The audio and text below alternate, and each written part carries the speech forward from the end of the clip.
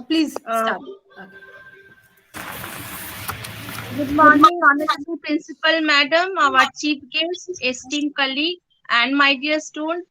I am glad to announce that today we have assembled through the virtual platform for a solo lecture by Professor Dr. Aparna Bandyopadhyay, Associate Professor of Department of History in Diamond Harbour Women's University.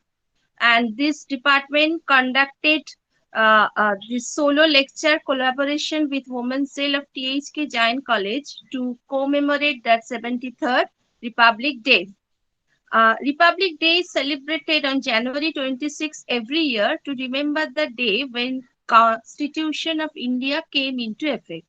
So every year our college celebrates Republic Day, and this year we have organized a webinar on this auspicious occasion. Today's lecture session will focus on the topic the Indian Constitution and Women Empowerment. So, without further delay, may I now request our Principal Madam to deliver the welcome address for today's lecture session. Madam. Thank you, Professor Debjani Show, for your introduction. Good morning and welcome everyone. Just a minute, some technical problem. My camera is not working probably. Okay, I'm trying to do that. Anyway, welcome everyone. Now, first of all, I would like to wish you all a very happy Republic Day 2022 on the occasion of celebrating 73rd Republic Day. We are very fortunate to receive Dr. Aparna Bandyopadhyay, Associate Professor of History, Diamond Harbour Women's University. Welcome, Madam, to the solo lecture session, which is jointly organized by the Department of Thank you. History and Women's Cell of our college. Thank you, Madam, for gracing the occasion online, at least on the digital platform. Republic Day, as we are all aware, that it marks an important event in Indian's history. Constitution of India came into force on this day, 26 January of 1950, though it was adopted in November 26, 1949. And this November 26, 26, it is considered as Constitution Day. Yes, we feel proud to be an Indian. There are a number of reasons behind this. We are proud to say that we are a part of the rich culture and heritage of a country like India. We are proud as India is the world's largest democracy with over 1.3 billion people. Moreover, it has the largest written constitution with 146,385 words. But what we lack is that majority of Indian citizen doesn't have an idea about this virtual document. It is really important to have knowledge and understanding of Indian constitution. Today, Madam Bandyopadhyay will be speaking on Indian constitution and women empowerment, which is of course a very important topic of discussion. Constitution of India has changed things what women had to face in Indian society. They were not aware even what freedom is. The Constitution guaranteed equality and justice in all spheres of life. We are waiting to listen from our honorable speaker today and hope it would benefit all of us.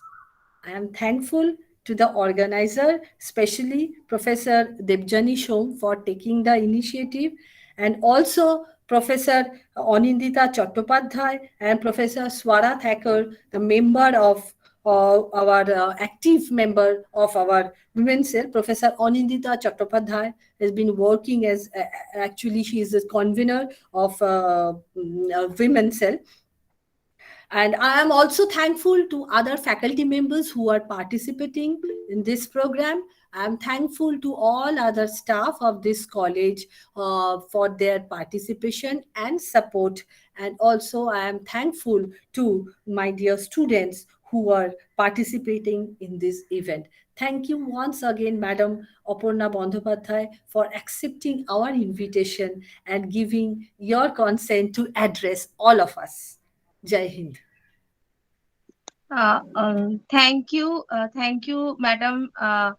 Our beloved principal, our respected principal, Madam Dr. Mousumi Singh Sengupta, for your valuable views. And now we are very delighted and grateful that today Professor Aparna Bandyopadhyay has given her valuable time for this occasion. So now I would like to request and invite Professor Bandyopadhyay to share her views with us on the topic, the Indian Constitution and women empowerment. So now it's working. Okay, Madam. Hello. Hello. Thank you, Principal Madam, Dr. Moshumi Sengupta. Thank you, Debjani, for inviting me on this very auspicious occasion. This is a great day for us all, for all Indians. And for women too, this is a very a day to celebrate, because as you have already pointed out, that the Indian Constitution began its journey today. The Indian Republic began its journey today. Though the Constitution was adopted on 26 November 1949, it came into effect on 26 January. And on this day, India became a republic. Okay, an independent republic till that day. I mean, before 26 January 50, India had already become independent. As we know that in 1947, on 15th August, India had attained independence. But the Government of India Act passed by the British government in 1935 continued to be in force, continued to be the governing document of the new sovereign India.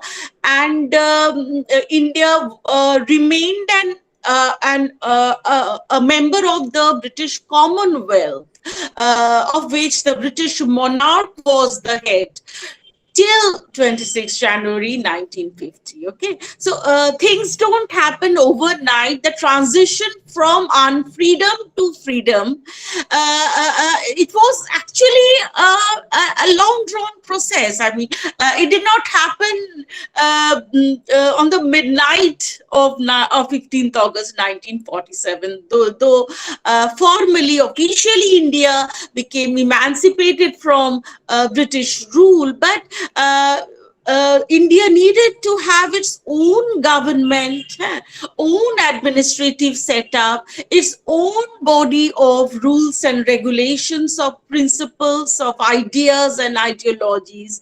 And that was a time-consuming process. It was a protracted process, and it needed long drawn deliberations. It needed a lot of effort, concerted effort, collective enterprise. And finally, all these efforts bore fruit, to concrete shape on 26 January 1950. Okay, now we know that the Indian Constitution, was a document which was a collective effort, of course. But Dr. B.R. Ambedkar has often been hailed, very rightly hailed, as the father of the Indian Constitution. Okay.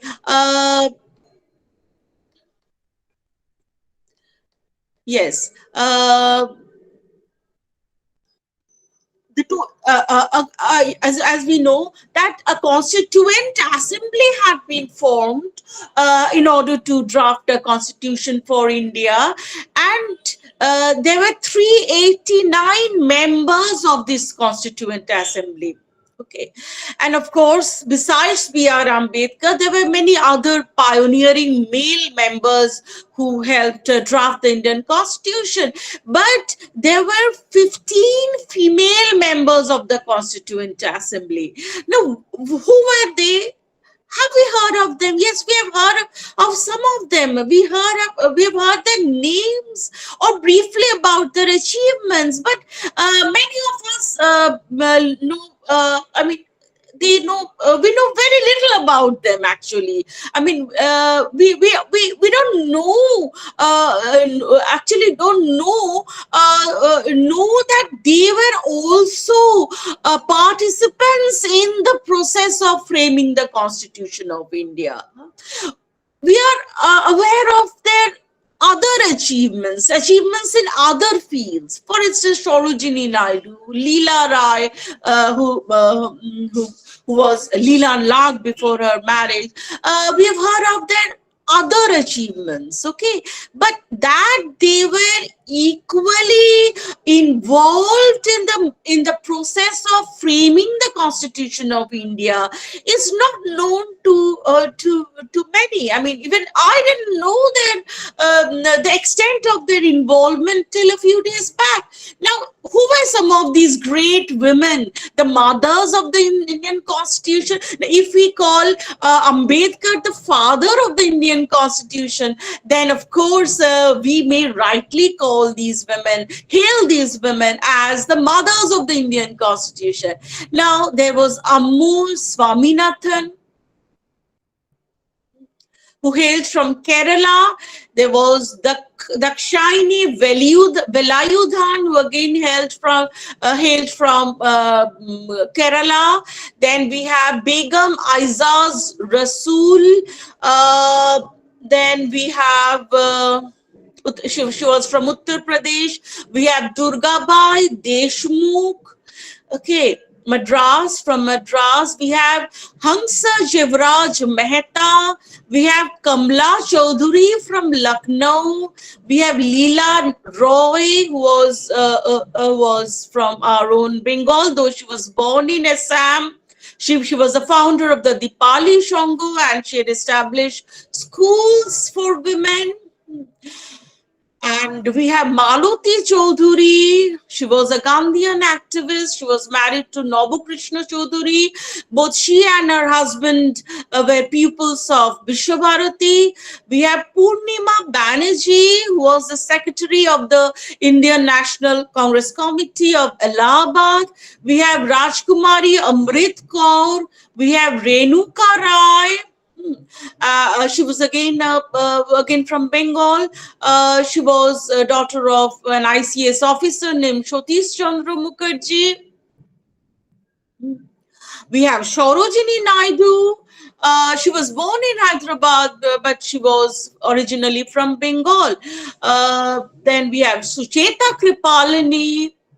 We have Vijay Lakshmi Pandit. We have Annie Mascaran. So these were the great women who mothered the Indian Constitution. But as we know, we often utter these words that as historians, as gender historians, we often tend to bemoan the fact that women are hidden from history, that women remain hidden from history. And rightly so in case of these mothers of the progenitors of the Indian Constitution. We are not aware of their role in framing the Indian Constitution. We do not want to disrespect or undermine the contributions of our great male constitution makers. But we should also take into account the contributions of women. Why have they become invisible? Why are their names not uttered on this auspicious day? As we know that the Republic Day is celebrated around the country, all over the country. with a lot of fanfare, a lot of music, a lot of programs, a lot of, I mean, this is also a cause for merrymaking. So on Republic Day, we tend to organize picnics, go for outings. This is a day to enjoy. But how many of us remember the contributions of these women makers of the Constitution? Now let us now look at the Constitution itself. What does the Constitution say about women? What rights does the Constitution give to women? Now, first, let us look at some of the fundamental rights guaranteed by the Constitution. Okay. Now, I suppose the students are a part of this digital program. I mean, students are they participating in this program? Or are only the history students participating in this program, or are the all the students of the All of the college? students, madam. Okay, very good. But constitution is something which not only the political science students should know, should be thoroughly be acquainted with. All students should be aware of the provisions of the Indian Constitution. This should be our basic, some of the basic, knowledge items that all of us should imbibe from our very childhood. We should all be very thoroughly aware of the provisions of the Indian Constitution, this great book. Okay. Now, we come to these fundamental rights, the right to equality, which was guaranteed by Article 14 of the Constitution. And then, so what does this article say? The state shall not deny to any person equality before the law or the equal protection of the laws within the territory of India. Now, this clause has been elaborated in the subsequent articles. What does Article 15 say? Yeah, that's The Article 15 prohibits discrimination on grounds of religion, race, caste, sex, or place of birth.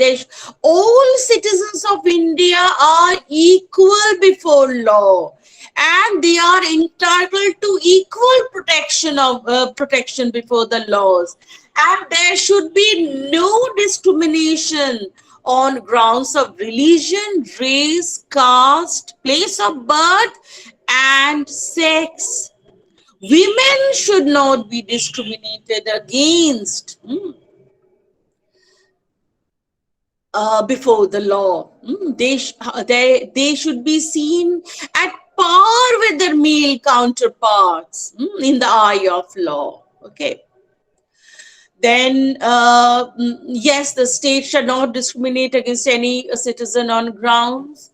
Again, it's further stated that no citizen shall, on grounds only of religion, race, caste, sex, place of birth, or any of them, be subject to any disability, liability, restriction, or condition with regard to access to shops, public restaurants, hotels, and places of public entertainment, the use of wells, tanks, bathing ghats, roads, and places of public resort maintained wholly or partly out of state funds or dedicated to the use of the general public.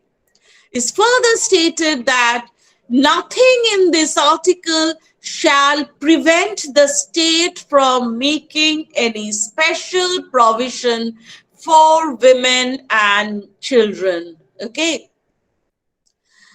There shall be no discrimination in the eye of law. There shall be no discrimination with regard to access to public places. There should not be any discrimination with regard to the use of public resources, And nothing in this article shall prevent the state from making any special provision for women and children. Okay. So this is all about the right to equality, Article 14 and 15. And now Article 16. What does Article 16 say?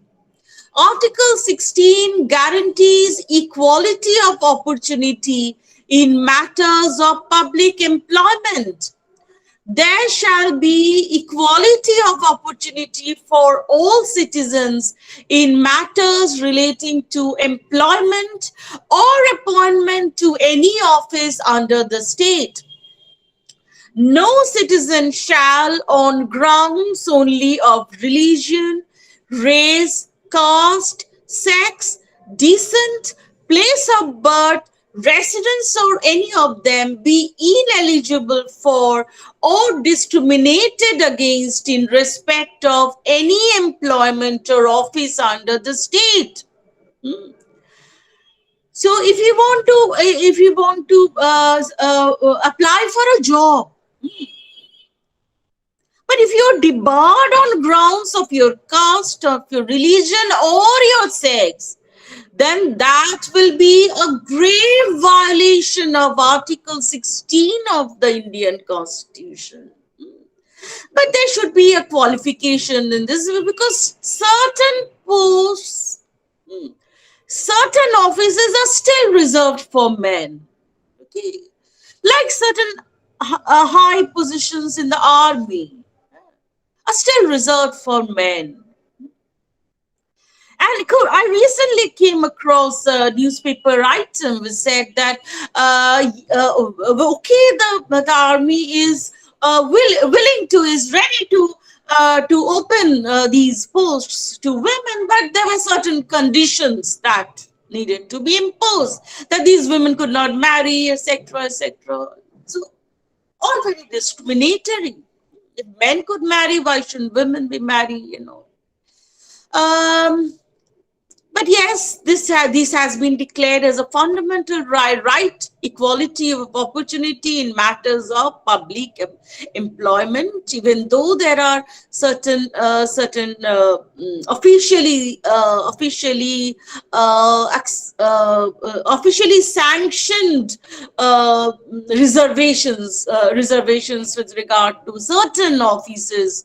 I mean, certain offices have been reserved for men. I mean, these reservations are officially sanctioned. It's time that we did away with such reservations. Okay, notwithstanding the constitutional provision, certain fields continue to be excluded for women, but again, these should be done away with as quickly as possible. Okay. Now, yes. Now let us come to the directive principles of state policy. Okay. Now, what are the directive principles of state policy? These indicate the direction in which the state should proceed. They embody the goals of the state, the visions of the state, the ideals of the state. Certain goals, certain ideals which were not realizable in at the time when the constitution was put into effect, but which the state thought, or more precisely, which the constitution makers thought should be realized in due course, in course of the Indian nation's journey ahead.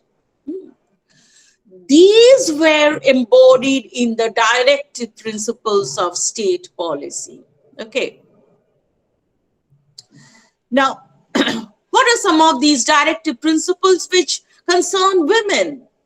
The state shall direct its policy towards securing that the citizens, men and women equally, have the right to an adequate means of livelihood, that the ownership and control of the material resources of the community are so distributed as best to subserve the common good, etc.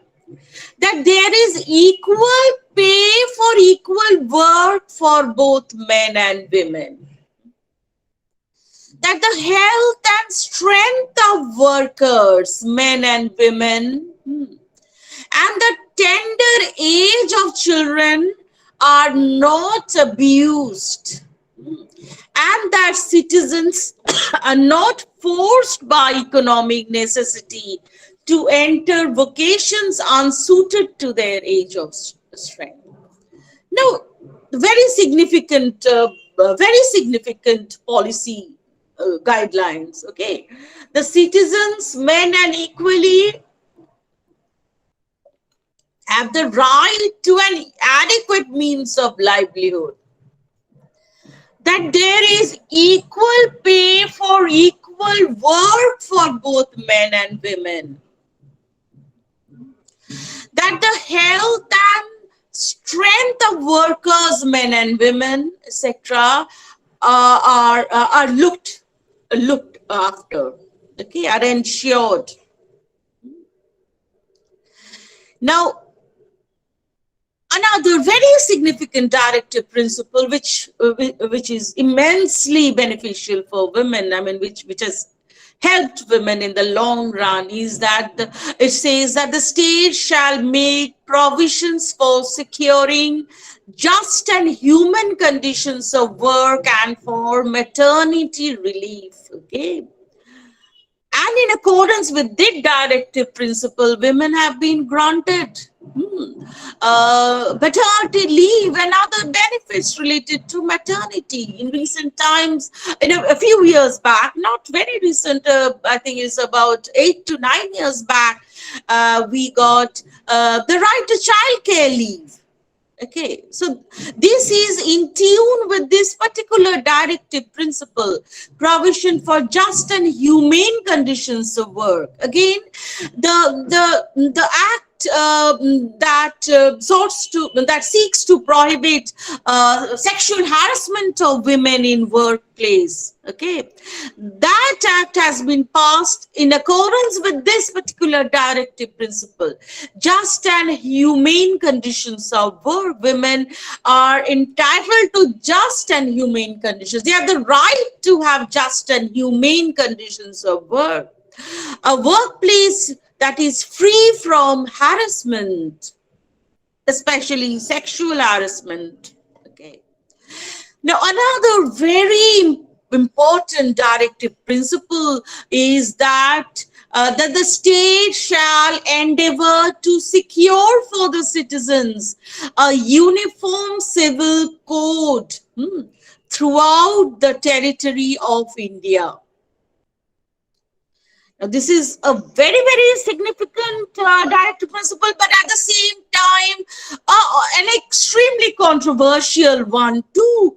And as we know that although there has been a strong movement for the introduction of a uniform civil code, there has also been a counter movement that considers a uniform civil code harmful for women. Okay, the issue of uniform civil code is especially related to the issue of the well-being of women in minority communities. For example, the Muslim community. Okay. Now we will go back to the uniform civil code if we have time. We will go back to this debate later in course of my lecture. Now let's move on to the fundamental duties as embodied in Article 51A of the Indian Constitution. What are some of our fundamental duties? It shall be the duty of every citizen of India to abide by the Constitution and respect its ideals and institutions, etc., to cherish and follow the noble ideals which inspired our national struggle for freedom, to uphold and protect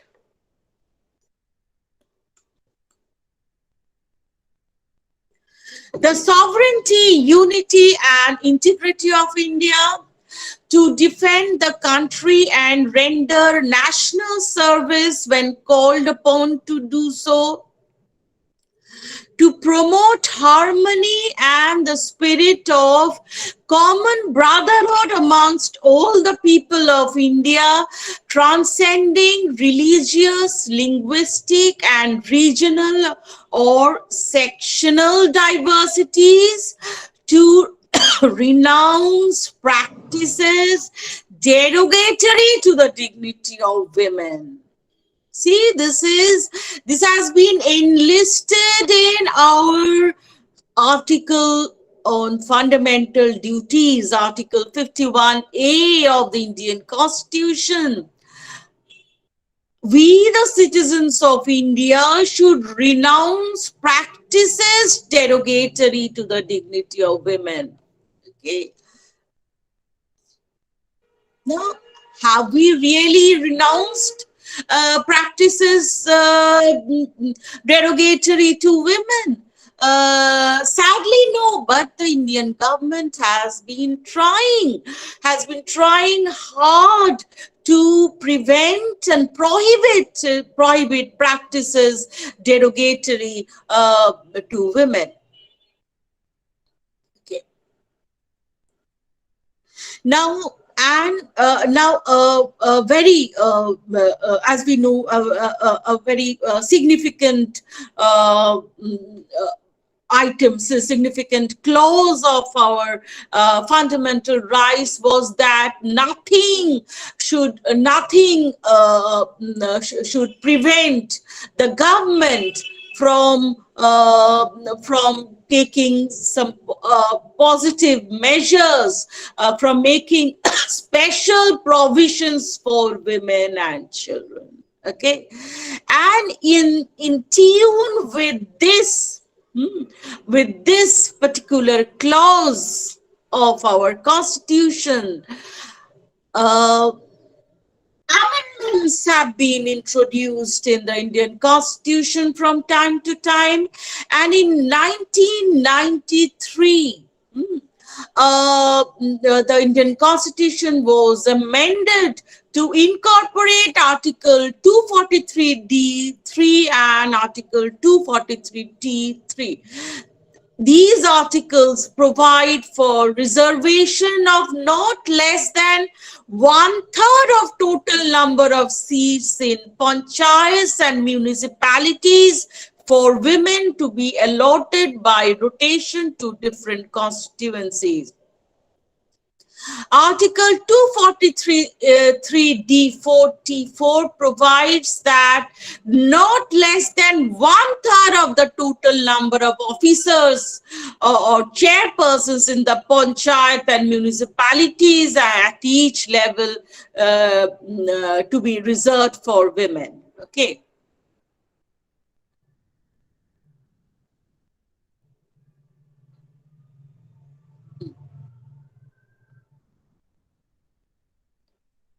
Now, in West Bengal, along with a few other states, the reservation is more than 33%.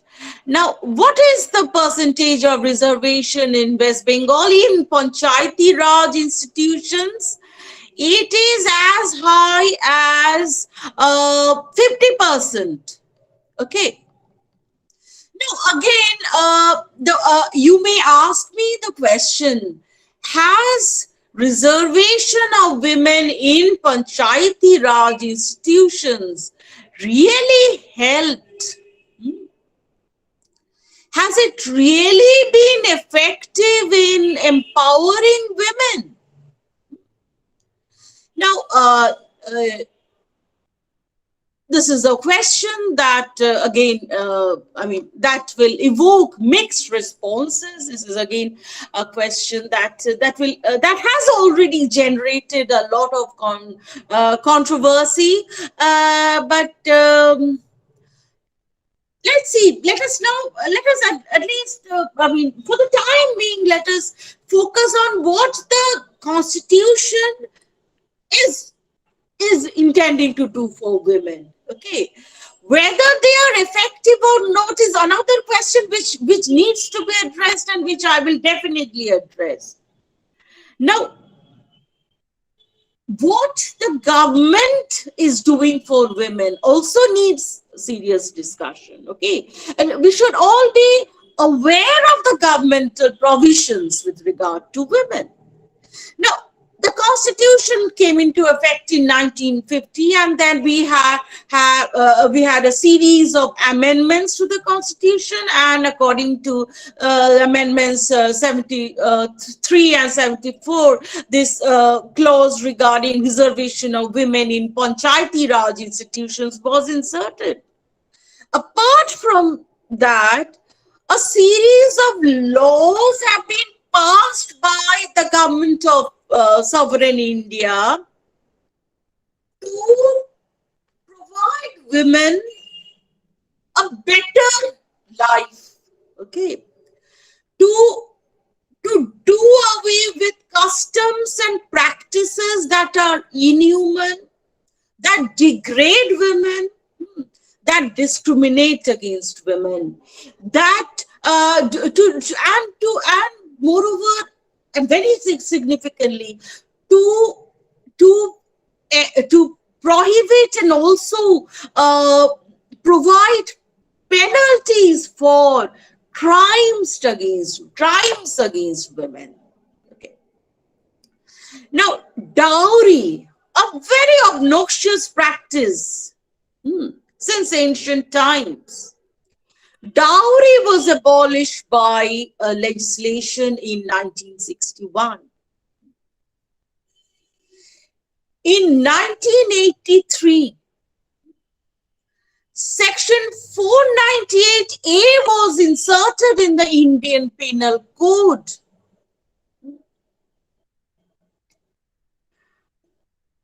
To provide punishment for marital violence, and in particular violence against married women triggered by unfulfilled demand for dowry. Section 498 of the Indian Penal Code, it was introduced in 1983. Then in 2005, another very significant legislation which aimed to provide a framework of a civil framework for the prevention of domestic violence. And that was the Prevention of Domestic Violence Act 2005. In 2013, the Sexual Harassment in Workplace Act was passed. And in 2013, criminal law was amended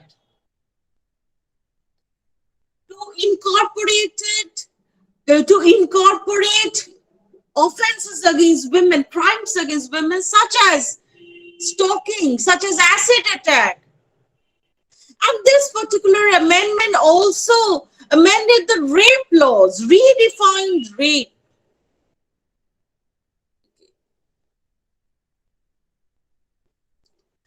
So all these legislations are inspired. I mean, these legislations have been passed in tune with the constitutional prescriptions with regard to women. They have all been inspired by the constitutional provisions with regard to women. They have all been uh, been designed and implemented in order to make women's lives better in independent India. But there is also a big but. While we appreciate the intentions of our constitution makers, while we appreciate the various legislative interventions undertaken by successive governments at the central level, we should also keep in mind the fact that the constitutional goals with regard to women are far from being fulfilled, are far from being realized in reality. And this was first revealed by the Towards Equality report published in 1974.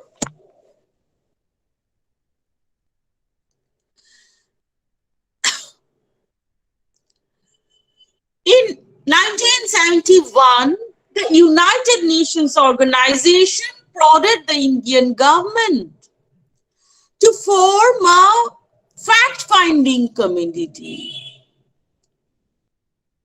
a committee that would actually find out the conditions of women in India, both rural women, both urban and urban women, women of diverse economic backgrounds, diverse caste and community backgrounds.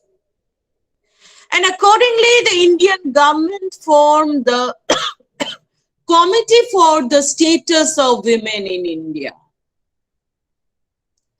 And this committee, after extensive field work and survey, published its report. It finalized its report in December 1974, and the report was formally published in January 1975. And what did this report expose? The report exposed that the constitutional idea of equality, the constitutional promise of equality on the basis of sex and other categories, still remained a myth.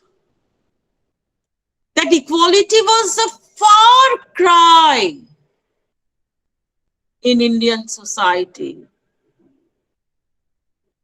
That women lagged behind in almost every respect. Every yardstick of development, every yardstick of progress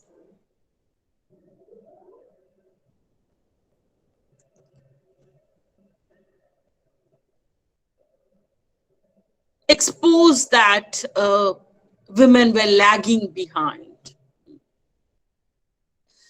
Women were discriminated against, were denied equality, they were denied equal opportunities. They were denied basic health care, basic right to education, right to employment. They were discriminated at home and in the public sphere. They have no control over the family's finances. They were not allowed to participate on an equal footing in the process of decision making within the family. They were married off very, very early, despite the fact that the government had raised the minimum age of marriage to 18. Child marriage was rampant.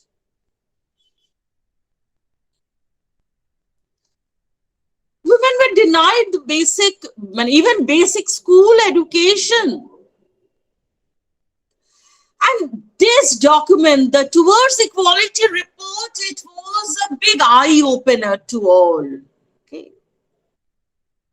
Till then, the Indian intelligentsia, even those who were concerned about women, were nursing this complacent. They were nursing this belief, this misconception. They were being complacent about the plight of women. They were harboring this misconception that the introduction of the Indian Constitution had solved all the problems of Indian women, and have in one stroke brought women at par with men. That it was a myth, that it was a big misconception, that it was an illusion, was exposed by the Towards Equality report. In one scholar's words, the Towards Equality report proved that the Indian nation had failed its women.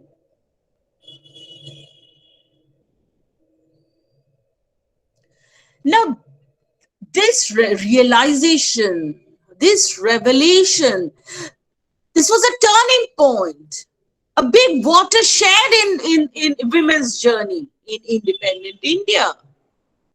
In the first place, it triggered an autonomous women's movement. A movement that demanded women's rights, which constantly pressurized this Indian state to pass legislations in favor of women. Now, only a few minutes back, I said that all these legislations were inspired by the constitutional promises with regard to women. But the government would not have strived to fulfill these promises. They would have blissfully become oblivious of the constitutional provisions with regard to women had not the women's movement constantly pressurized them to legislate for women's rights, to legislate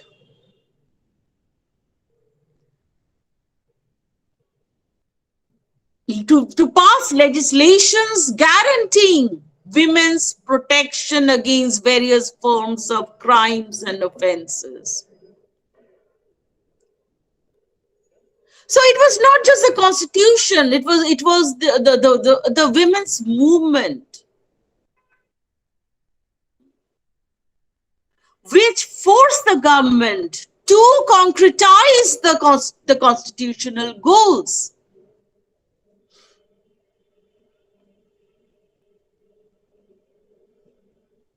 Secondly, the Towards Equality report, it triggered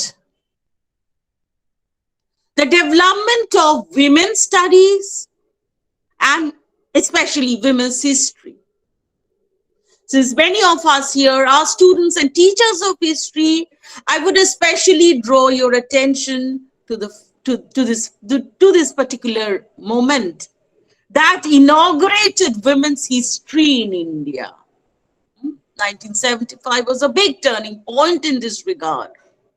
Now, what is women's history, women's studies? What are these all about? These are all intended to expose the patriarchy lurking in systems of knowledge, the inequality and discriminatory mindsets lurking in traditional systems of knowledge. Okay. And also creating new knowledge about women, about society, about gender relations.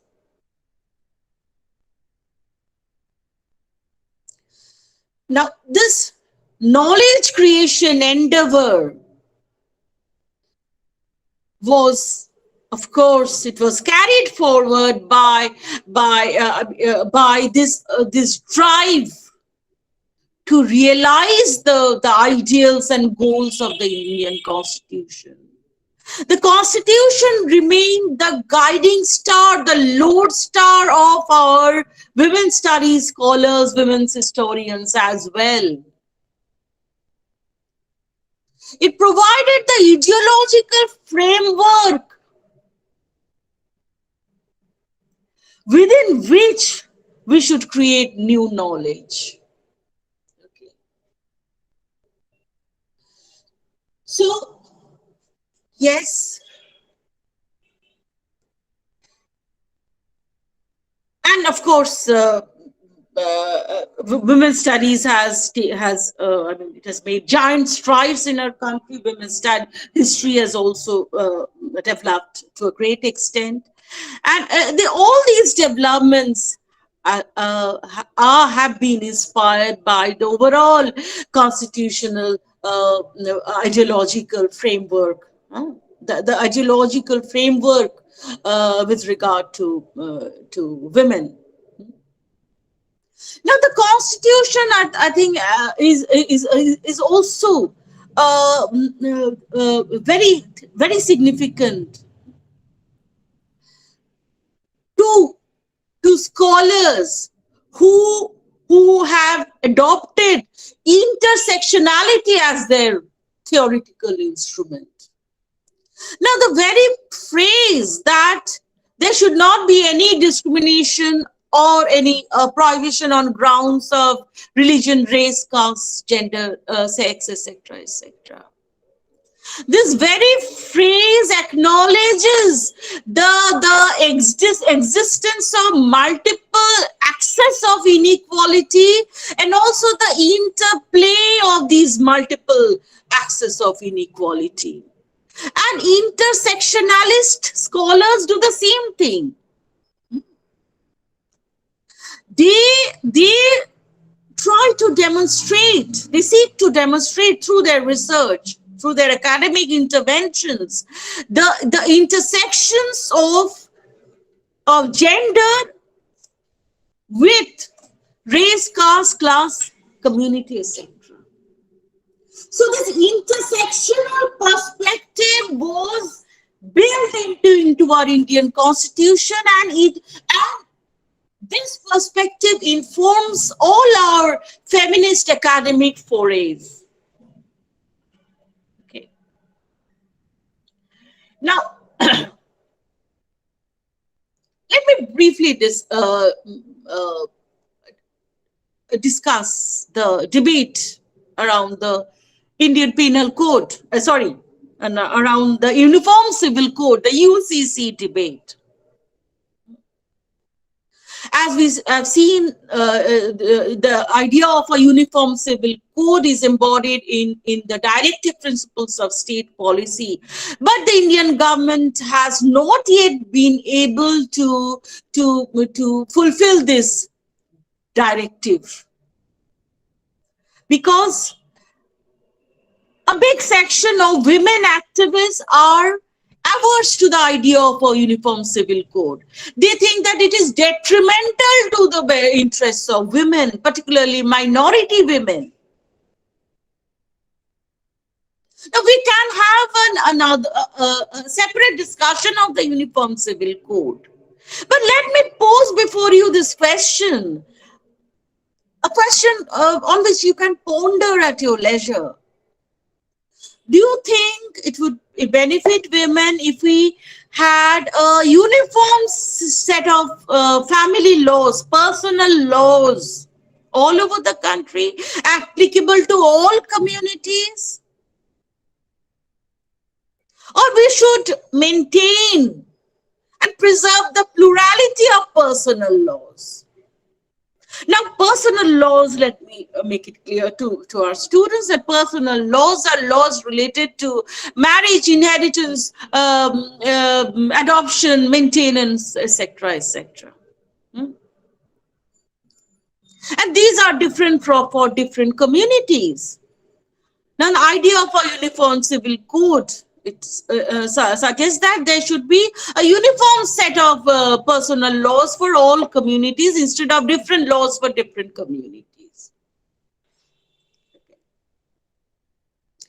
Now, those who oppose the idea of a uniform civil code argue that if this plurality is perforce removed and if uniformity is imposed, actually what we will be having is that the personal laws of the dominant community, of the numerically dominant, or the community which is holding the reins of the government, will be imposed on the other communities. So actually we will be having the personal laws of the say the Hindu community being imposed on, say, the Muslim and other communities. And that will not do anyone any good.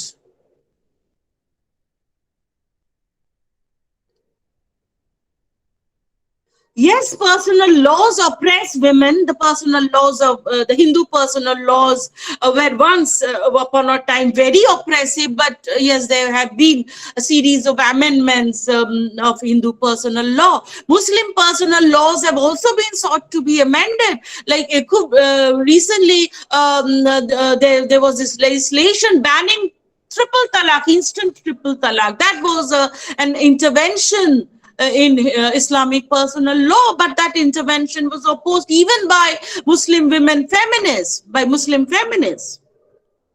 A big section of us, not all, but a section of women, Muslim feminist women. And their argument was precisely this, that actually this will pave the way for the imposition of hegemonic culture, hegemonic practices on the minority community. The specific cultural attributes of the minority community will be erased. And some of these are indeed empowering for women. Okay. And actually, all these things are part of the party politic game, the dirty game of party politics, of capturing the reins of power. So, whether a uniform civil code as prescribed by the directive principles of state policy will do good to women remains a controversial issue. And this is something we need to ponder on, whether it's really will really be helpful for women. But yes, of course, apart from this uniform civil code thing, all the other provisions of the Indian Constitution, they are unquestionably, without controversy, beneficial for women. And forcing the government to concretize, to materialize these constitutional provisions is our duty. Okay. It's just not the duty of the onus, is not just of the governments. It's our collective responsibility to ensure that the constitutional provisions are implemented in practice. That no one, not just women, no citizen of India is denied her or his rights, fundamental rights, denied opportunities for employment, for opportunities for accessing this public sphere. And it is our collective duty to ensure that we get a just and humane environment at home, safe, just and human environment at home and also in the outside world. Okay. So, thank you, everybody. I think I've taken a lot of time. Uh, mm, I could go on and on, but I think it's time to stop. Thank you once again. Hope you did not get bored. Thank you, madam. We are very glad and we for this enhancing our knowledge and with your informative lecture. And I'm sure that it will help students in appreciating history in a better way. So now I would like to go our next session that I would like to request our Professor Anindita Chattopadhyay from Department of Journalism and Mass Communication to conduct the next session.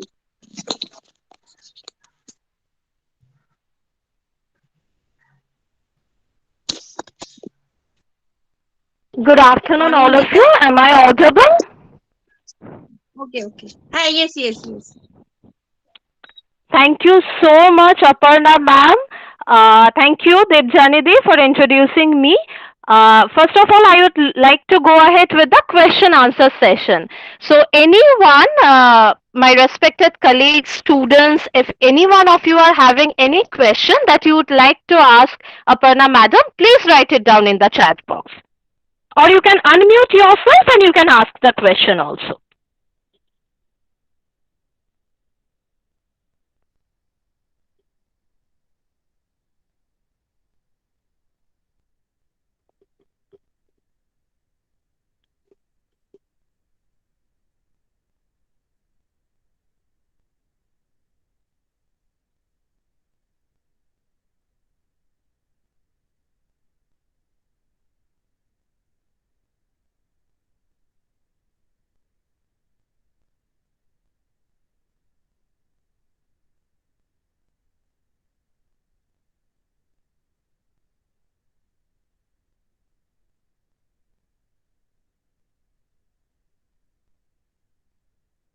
Any one of you wants to ask anything, you may ask or you may write it down in the chat box also. I think there's a question in the chat box. Yes. Yes, yes. Anindita, please follow Asked the by chat box our and try to Debjani madam. remove. Yes, ma'am. Yes, ma'am. We have a question from our Professor Debjani Show. She is asking, Aparna ma'am, the question is for you. Constitution is providing equality of men and women, but why still women are not getting the empowerment?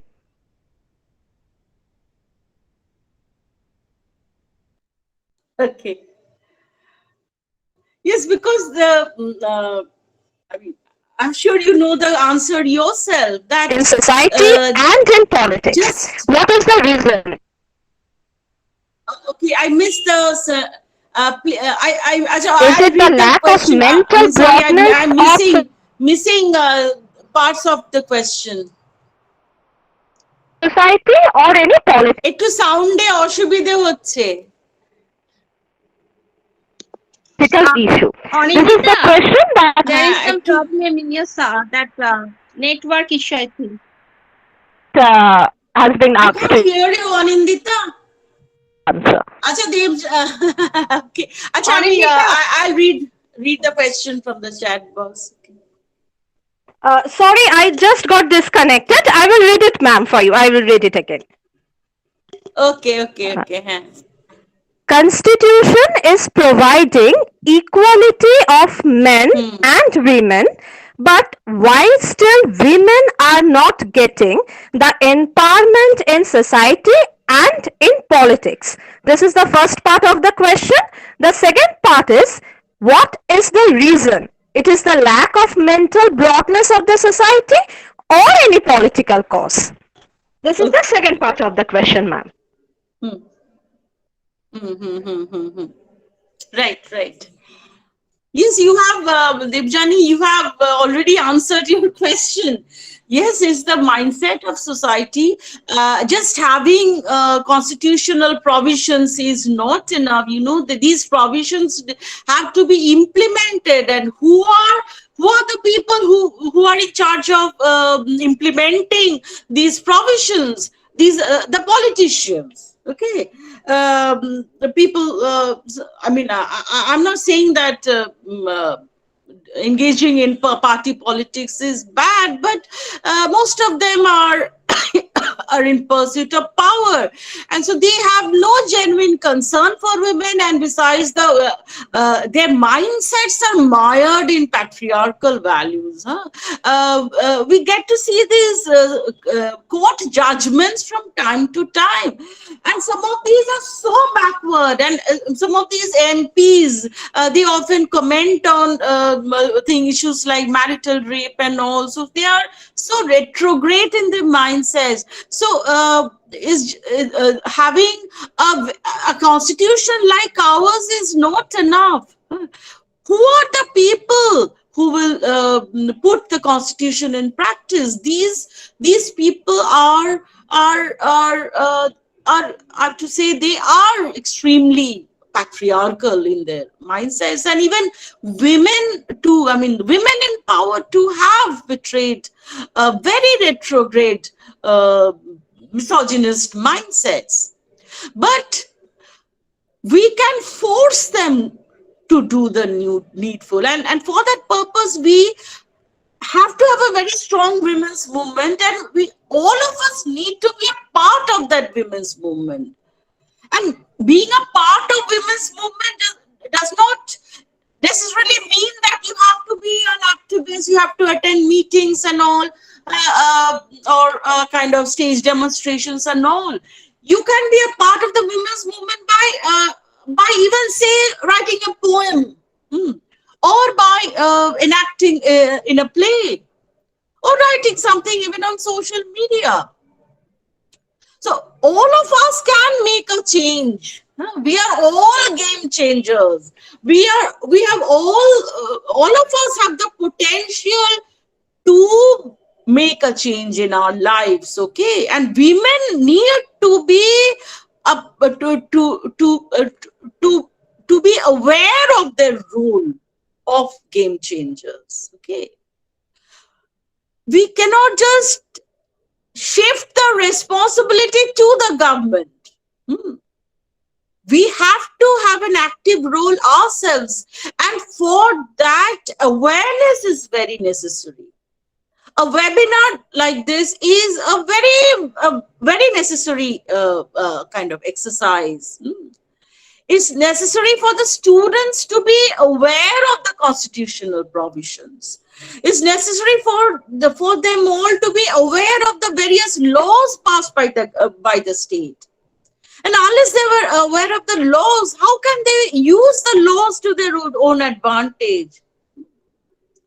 So it's necessary for all women to know what the government, what our constitution has given us, to know what the laws are giving us. And it's important for all of us to be part of that fight to force the government to fulfill all the constitutional goals and ideals, and also implement the laws. Okay, so that would be the answer. আমাদের অনেকটা দায়িত্ব আছে, আমি সেই কথাটাই বলছি। মানে শুধু কনস্টিটিউশনে আছে বলে ছেড়ে দিলে কিন্তু হয় না। হ্যাঁ, আমাদের প্রত্যেকের, এটা আমাদের collective. Thank you. We have the responsibilities, and also the awareness is very important thing. Yes, Like already you have yes. mentioned that whether the academic background doesn't matter, whether you are a student of science or the humanities or engineering, Yes. it doesn't matter at all. Because we have the general awareness is absolutely required, not only for women, ma'am, but the other gender, like Yes, of course. the male community, they should come forward. Because social acceptance, until and unless there is social acceptance of that, means otherwise we cannot go forward. No? Absolutely, It's absolutely. Important সবার participation, be man, be woman, everyone, the other gender, everyone participation is absolutely required. এবং পুরুষদের মাইন্ডসেটটা change করা বোধহয় আরো বেশি জরুরি। হ্যাঁ, মানে তাদের ছোটবেলা থেকেই সেন্সিটাইজেশন করা উচিত, একদম স্কুল লেভেল থেকে men should be sensitized. And the তাহলে young বড় হয়ে তারা generation এরকম also. মানে এই ধরনের মানে কাজকর্ম কথাবার্তা তারা বলবে না। হ্যাঁ, ইয়াং ম্যাডাম, জেনারেশন একদম এখনকার রাইট ফ্রম জেনারেশন, আর্লি। হ্যাঁ, এখনকার মানে And জেনারেশন that চাইল্ডহুড। অনেক must অনেক begin at advance, they home. আর very sensitive yes. About there. I know many of my friends who are working for women basically. এখন কিন্তু এটা অনেক চেঞ্জ হয়েছে আগের থেকে। এটা রিয়েলি খুবই ইন্টারেস্টিং টপিক, মানে আজকে ডিসকাশন হলো, we came to know very interesting, I mean the directives also, যেগুলো কিনা আমরা অত জানতাম না। ইনফ্যাক্ট আমি আমি আমার কথা বলতে পারি, যেগুলো অনেক কিছুই জানতে পারলাম। Anyway, thank you madam, thank you, really thank you, কারণ খুব ভালো একটা সেশন আমরা পেলাম। থ্যাংক ইউ, খুব ভালো লাগলো। থ্যাংক ইউ ম্যাডাম, ভীষণ ভালো লাগলো। Yes, ma'am. Thank Ma'am, we are going to take another question. Our student Pragya Desh is asking, do you experience resistance when you are leading men? If then, how do you deal with it? Oh, that's a very interesting I think question. she's asking about the male ego part and everything. How do we deal with that? That is a really complicated situation we all live in. Yes. Now, let me tell you a few stories from our colonial past. You've heard of these women revolutionaries, Pritilata Vadedar, Kalpana Das, and all. You know, they were not allowed to take leadership positions. And when they joined the revolutionary movement, we should not, I mean, undermine or under kind of show any kind of disrespect to our male revolutionaries. But Master the Surya Sen, when he believed that Mera Norokir Dar, women should be kept away from men. I mean, women have a corruptive influence, which is a traditional belief, যে মেয়েরা নরকের দ্বার এবং they will I mean মানে just push women to vice. So this belief was there ingrained in even our মানে famous revolutionary leaders, and they would not allow women to take up leadership positions. And there was a lot of surveillance on their personal lives. কে কার সঙ্গে সম্পর্কে আছে, মানে এই চর্চাটা দেখবে যে কোনো মহিলা রাজনীতিবিদ বা আন্দোলনকারীর ক্ষেত্রেই এটা ঘটে। Even the queens of the medieval era, সে রাজিয়া সুলতান, বা তোমার ওই যে ঘসেটি বেগমকে নিয়ে একজন আমাকে সেদিন বলছিলেন। So all of them are branded as very immoral, promiscuous, having multiple relationships, and very despicable kind of characters. So this kind of character assassination is one kind of male counter offensive against women. Okay, it's just that they can't tolerate women in positions of power, positions of leadership. So they try to malign them, assassinate their character, try to control their personal lives, কে কার সঙ্গে সম্পর্ক করবে, বিয়ে করবে, এইসব ব্যাপারেও। এবং সেটা আমাদের বিখ্যাত রেভলিউশনারিজ এর ক্ষেত্রেও কিন্তু এটা ঘটেছিল। এবং আমরা we are not aware of that history. তো Pritilata Waddedar before her death had written a letter to her mother, যেখানে she had bemoaned this fact যে আমরা তো we are all মানে children of mother India. Why should we be denied the role of leadership? Why should we not be allowed to do what we can do for Mother India? Okay. So and talking about the present scenario, yes, I think the same thing happens. Male ego, this is the big problem of the big fat male ego. But again, we have women leaders in our own state, and men are, are subordinate to her and willingly accept their subordination. So the equation is complex in our own state. But again, these character assassination campaigns, all kinds of gossip about personal lives, these are all, I mean, they are all People are going gaga about those things. So all this happens. It's very endemic in our political culture. Women in leadership positions, women in power, they are kind of there. I mean, they're always being pulled down. তাদের টেনে নামিয়ে রাখার একটা চেষ্টা সবসময় দেখা যায়। Anindita, there is one Thank you, question. ma'am. Yes, ma'am. Okay. Yes, ma'am. Ma'am, another question we are having from Aishik Vishwas. The question is that, ma'am, what I can understand that he wants to know that the marriage age of the women has been raised from 18 to 21 years. Then will it be a good, step towards empowerment of Has the it been women? raised? No, Has I it been don't raised? There think has been a so. proposal. There has been a Yes, proposal for raising the age raising the to age. 21. Yes, the law has not yet been enacted. So this But is another very controversial issue you've raised, and I would like to hear your opinion on this. And even when the age was 89, there was rampant child marriage. And hmm, did you know that West Bengal topped the chart in this respect? How West Bengal in recent times has had the highest number of child marriages, early marriages. I mean, in middle these teenage marriages, to be more precise, below the age of 18. So even if the law says that you cannot marry before 21, so many parents will marry their girls off before 21. And in this COVID situation, I'm also hearing this, that many girls, just because they are getting bored at home or because their parents are been finding it hard to make both in ends meet, they are eloping with their lovers, and they are leaving home and they're getting married. So these love marriages are also early love marriages before the age of 18. They are also, I mean, numerous cases. If you read the recent book on child marriage by Shomita Sen, that's the product of a survey they conducted in certain districts of West Bengal in, say, in 2018-19. So that says that these love marriages are just rampant. So what will you say of that? আইন থাকলেই হলো না, হ্যাঁ, সেই আইনের ইমপ্লিমেন্টেশনটা দরকার সরকারি তরফে, আর আইন সম্বন্ধে অ্যাওয়ারনেসটাও দরকার। এবং কি কার শুধু তাই না, we should try to probe into the situation, that the situation that prompts, say, parents to marry off their daughters early, or say young girls to run away from home and get married.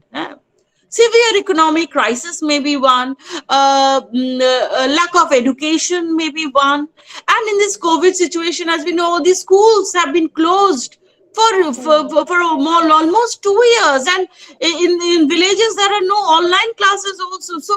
So these girls, the young girls, they are, I mean, there's nothing to keep them engaged. So this has had a devastating effect on our women, this COVID thing.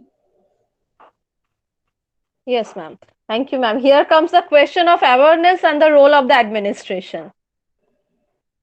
Ma'am, we have another question, but Debesh Dubey, he wants to ask the question directly to you. Okay, Debesh, you can unmute yourself and you can ask the question. Good afternoon to all. I'm Devesh. Good afternoon. Actually, my question from you, ma'am, is that right now, a few minutes back, Moshmi, ma'am, our principal, ma'am, just said that all the genders, whether it's men, women, and other genders, should come up for the betterment of the nation. But she didn't mention that the men, women, and the transgender. Why people feel embarrassed about talking the transgender? For a long period, you have been talking about the rights for women, the rights for men, even our BA General ma'am asked about the empowerment of the women. Talking about the past and comparing it from our past, I have been seeing that the betterment for the women has been made in the recent years. Even the women are given an eligibility criteria in appearing for the NDA examinations, defense examinations. But what about the transgender? We are not here speaking about them. In fact, I have been working with various social NGOs where they are empowering transgenders. So why we are not speaking about them? Why the government is not doing There anything? is a lot of discussion on the transgender, but on this particular occasion, we decided to focus on women. Okay, and it cannot be denied that women within a patriarchal, heteronormative structure, women are at the receiving end. Their lives are miserable. So I think, yes, as a woman, I think we need to focus on women, and of course, we need to focus on other deprived and other marginalized communities as well. And also we should take into account the intersections of, say, gender hierarchies and caste hierarchies, communities and all. So we should have an intersectional approach as well, and we should also talk about the transgender, but talking about all categories of marginalized people within, say, within a time frame of 45 minutes is not enough. We can have a separate discussion on transgenders, but I think, as women, we are in a very, very bad condition. Like, in recent times, there was a Supreme Court directive that women will get a share of their father's property. There is already a law existing to this effect. So what new this Supreme Court directive, said, I don't know. But the Supreme Court directive, it said that those parents the fathers who are not making a will for their daughters, the daughters can inherit their property. So that thing is important, the will. So fathers are not giving their daughters any share of property in the will. In the will, they are making me before death. Okay. So many women are just deprived of a share of their parental property. They are deprived of a share of their marital property. They are driven out of their homes just because they do not earn. I'm deeply concerned about the plight of women. And I think women are miserable, whether Hindu or Muslim, whether high caste or low caste, women are miserable. Whether you are earning or not, your life is miserable. Okay. And I Actually, personally am worried about women. And we can have a discussion on transgender, but we cannot do justice on every issue within just a webinar of 45 minutes. As you know. ma'am, I totally agree with this. I totally agree with your point. But this was not my question. As you said that women are not getting their will and the heredity of their generations of their fathers, they are not getting it. So, Miss, I would say that women are also capable of working. They can get, instead of depending on their father's property, they can Men earn. also work. No. Yeah, Men also work, but they get their father's property. Why should women, if they work, be deprived of their father's property? I personally, I teach in a university, but I've been deprived of my parental property. My brother is a very well established engineer. He's got all the property. So what ma'am, is your argument? I'm also not What is having your my father. argument? I'm also not having my father's property. Even my father is not there. So how I will get? Okay, I have to study Debesh, from. okay, Debesh, you cannot raise your personal issues over here. And by the way, I think you haven't checked the topic of today's webinar. It was women empowerment and Indian Constitution. No, We are ma'am, I not have to. focusing on all the genders. Okay, thank you, Debesh. We will stop your conversation over here. Okay, Okay. anyone else having any other question, you may ask. And that will be the last question. If anyone else is having any relevant question, you may ask. Then that will be the last question, and we will move forward towards our vote of thanks.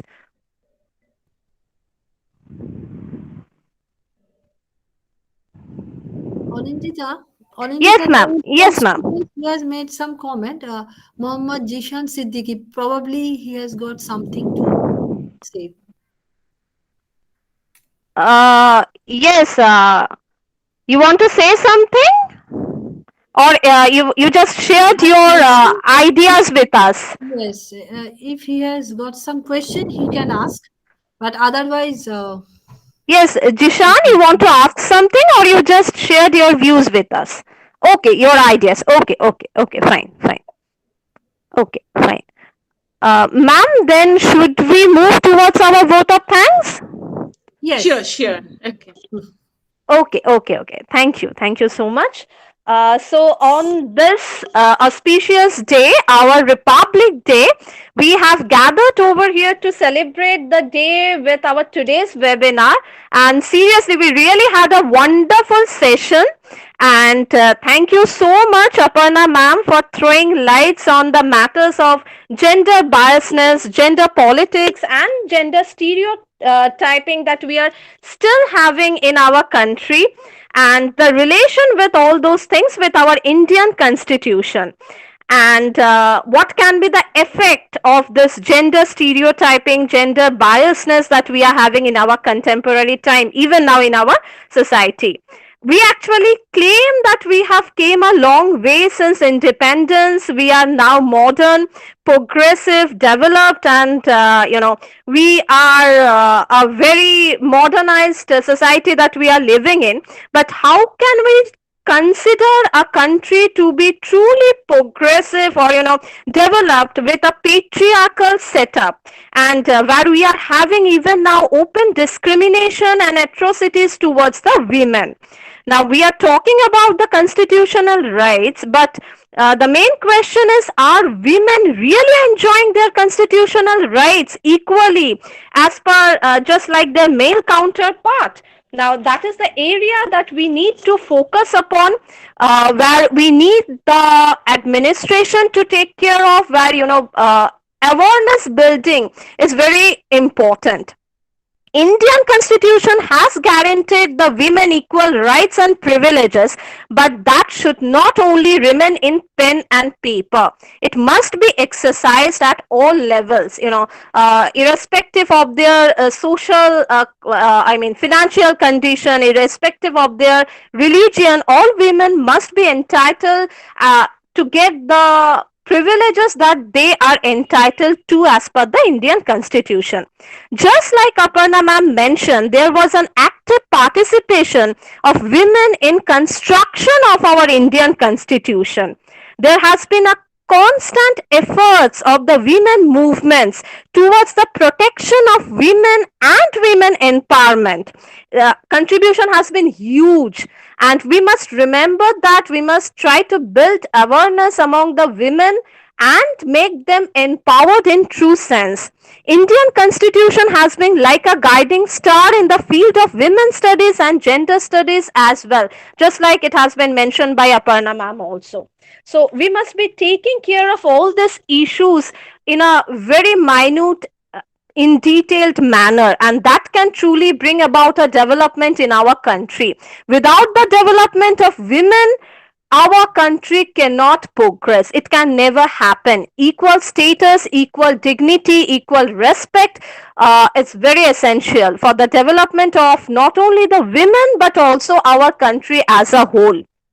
So now, as we have reached the last stage of our today's webinar, myself Anindita Chattopadhyay, Assistant Professor from Department of Journalism and Mass Communication and Convener of Women's Cell of our T.H.K. Jain College, would like to deliver the official vote of thanks.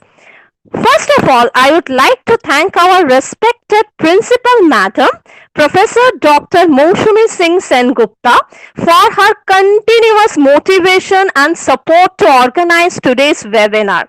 Thank you so much, Madam, for always being there for us. Thank you so much. I would like to thank Sri S.S. Jain Sabha, all the respected governing body members, especially our respected Secretary Sir, Sri Lalit Kankaria. I would like to thank our honorable speaker of today's webinar, Dr. Aparna Bandyopadhyay ma'am. Thank you so much, madam, for delivering such a wonderful interactive lecture session today with us. It's been an honor to have you with us today. Thank you so much, ma'am. I would like to thank the organizing committee of today's webinar, Professor Devjani Shom, HOD of Department of History, Professor Swara Tekkar, Department of English and also co-convener of Women's Cell, and Professor Pooja Pal from Department of Computer Science for all the technical help and support. Thanks to all the members for the constant help and support to organize today's webinar successfully. Last but not the least, I would like to thank all the participants, the respected teachers and my dear students for joining today's webinar and making it a successful one. Once again, thanks to all of you, and with this note, I would like to end today's webinar, and hopefully we are going to meet soon yet again with another such interactive program, and hopefully now this time we will be able to meet face to face in physical mode soon. And till then, take care of yourself, all of you. We are going to have more such interactive session, more such webinars again.